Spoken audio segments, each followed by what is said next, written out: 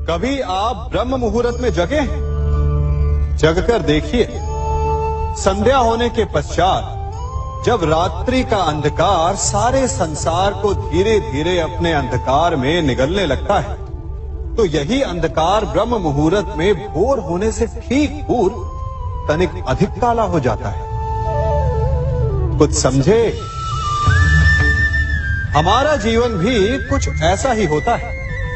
जब हमारे जीवन की समस्याएं अपने अंत पर होती है, तो यही समस्याएं एक भीषण रूप लेकर हमारे समक्ष प्रस्तुत हो जाती है और ऐसे परिस्थिति में अधिकतर लोग हार मान जाते हैं, भय खा जाते हैं। परंतु यदि आप हार न माने, भय न खाएं, दृढ़ रहें, निरंतर आगे बढ़ते रहें, तो प्रकाश के रूप में हमारा स्वागत करने के लिए सूर्य उदय सदा हमारे समक्ष प्रस्तुत रहेगा।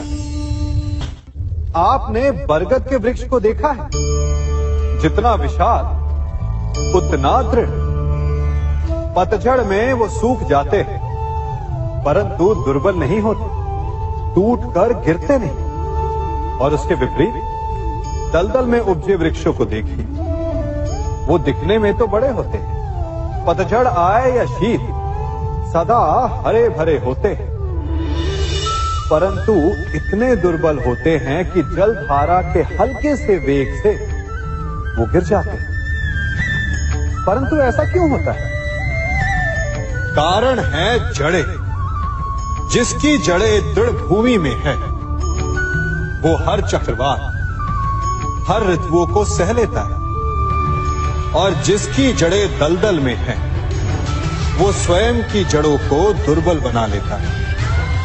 कुछ ऐसा ही मनुष्य भी होता है, जो अधर्म, कुकर्म और असत्य की धरा पर उपजा है। वो समय की एक मार भी नहीं सह पाता, और जो मनुष्य सत्य, धर्म की धरा पर उपजा है, वो हर समस्या से अविचलित हो जाता है। अब आप पर निर्भर करता है कि आप क्या बनना चाहते हैं। हमारे जीवन में मित्र और शत्रु बड़ा महत्व रखते हैं। यदि गंभीरता से सोचा जाए तो ऐसा कोई क्षण नहीं जब हम अपने मित्रों के बारे में ना सोचते हो या फिर अपने शत्रुओं के बारे में। हमारा हर कार्य या तो हमारे मित्रों के हित के लिए होता है या फिर हमारे शत्रुओं के अहित के लिए।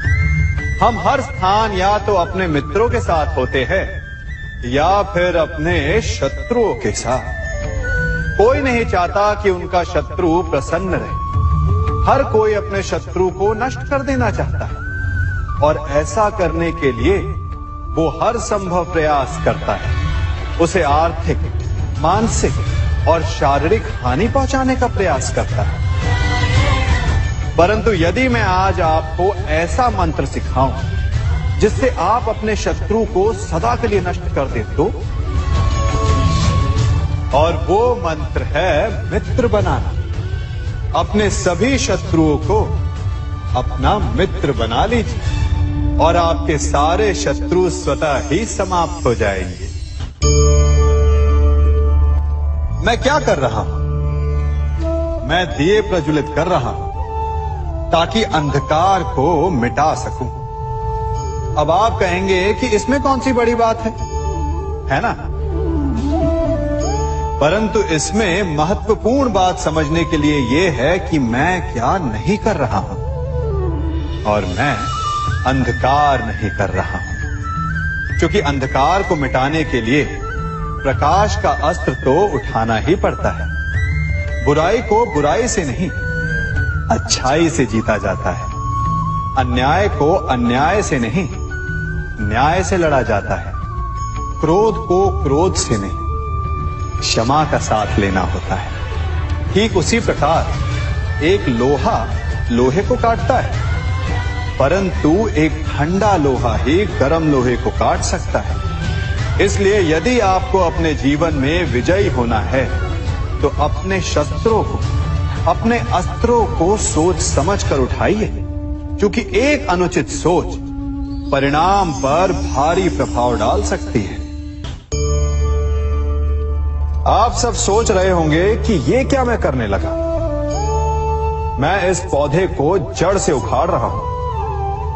आश्चर्य हो रहा है ना कि एक पौधे को उखाड़ना या काटना ना केवल एक अपराध है अपितु पाप भी है। तो फिर मुझे ऐसा करने की क्या आवश्यकता पड़ गई? क्योंकि कई बार विनाश ही सृजन तक पहुंचाता है।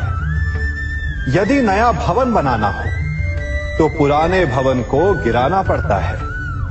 व्यवस्था को परिवर्तित करने के लिए क्रांति लानी पड़ती है। और उसी प्रकार यदि किसी वृक्ष या किसी पौधे की जड़ों में घुन लग जाए या उसका मूल सड़ जाए तो उसे जड़ से उखाड़ देना ही श्रेयस्कर होता है, ताकि उस स्थल पर नए पौधे उपज सके। युद्ध करना पर्याय नहीं, परंतु कभी कभी शांति के लिए युद्ध करना आवश्यक हो जाता है। संसार में सबसे श्रेष्ठ क्या है? फूल या कांटे, प्रेम या घृणा, संपन्नता या दरिद्रता, मित्र या शत्रु? बताइए। अब आप भी कहेंगे कि भला ये कोई पूछने की बात हुई?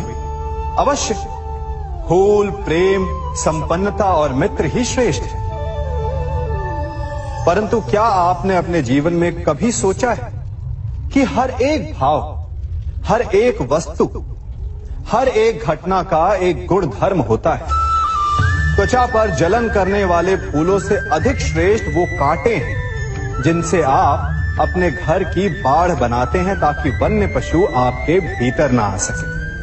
वो प्रेम श्रेष्ठ नहीं जो आपको अंधा, लोभी, पक्षपाती बनाता। वो घृणा श्रेष्ठ है जो आपको नया मार्ग दिखाता। वो संपन्नता श्रेष्ठ नहीं जो आपको कृपण बनाता, मद्दांध बनाता। वो दरिद्रता श्रेष्ठ है जो आपको जीवन में परिश्रम करने की शिक्षा दे। कुविचार देने वाले, बुरा मार्ग दिखाने वाले मित्रों से अधिक श्रेष्ठ वो शत्रु होते हैं जो हमें जीवन का लक्ष्य दे दे। इसलिए अपने जीवन में हर वस्तु, हर भाव, हर घटना के गुण धर्म को पहचानिए और उसके पश्चात अपना चयन कीजिए। स्वर्ण, हम सभी को अपने जीवन में स्वर्ण से कभी ना कभी कुछ ना कुछ थोड़ा या अधिक मोह होता ही है ना? परंतु क्या आपने कभी सोचा कि स्वर्ण को प्राप्त कैसे किया जाता है? जब भूमिगत खदानों से स्वर्ण को निकाला जाता है तब वो एक पाषाण की भांति होता है। ऐसा पाषाण जिससे आप किसी को भी मार सकते हैं, परंतु उसे आभूषण के रूप में स्वयं के शरीर पर धारण नहीं कर सकते। यदि उसे आभूषण बनाना है तो उसे लंबी यात्राएं करनी होती है। उस पाषाण को पिघलना होता है। सुनार के हथौड़ी की अनेकों चोटें खानी पड़ती है, फिर काट छाट और उसके पश्चात जाकर वो ऐसा आभूषण बनता है जो हमें वर्षों तक, सदियों तक लुभाता रहता है। इसलिए यदि आपको समय पर विजय पानी है तो स्वयं के निर्माण पर समय देना होगा। हम सभी सुनते आए कि जो वीर होता है, साहसी होता है, शौर्यवान होता है, उसके समक्ष सारा संसार झुकता है। वीर भोग्य वसुंधर। परंतु वीरता है क्या? शौर्य क्या है? साहस क्या है? साहस युद्ध नहीं, वीरता विजय नहीं, शौर्य कभी ना गिरना नहीं। साहस किसी चुनौती के समक्ष खड़े होने का भाव है, तो वीरता उस चुनौती को उत्तर देने के लिए पूर्ण परिश्रम लगा देना है। और शौर्य का अर्थ है गिरकर फिर से उठने का साहस रखना, बार बार प्रहार करके वीरता दिखाना, निरंतर प्रयास करते रहना, निरंतर परिश्रम करते रहना। इसलिए विजयी होने से अधिक महत्वपूर्ण है शौर्यवान होना, क्योंकि जो शौर्यवान है उसे विजय मिलना निश्चित है।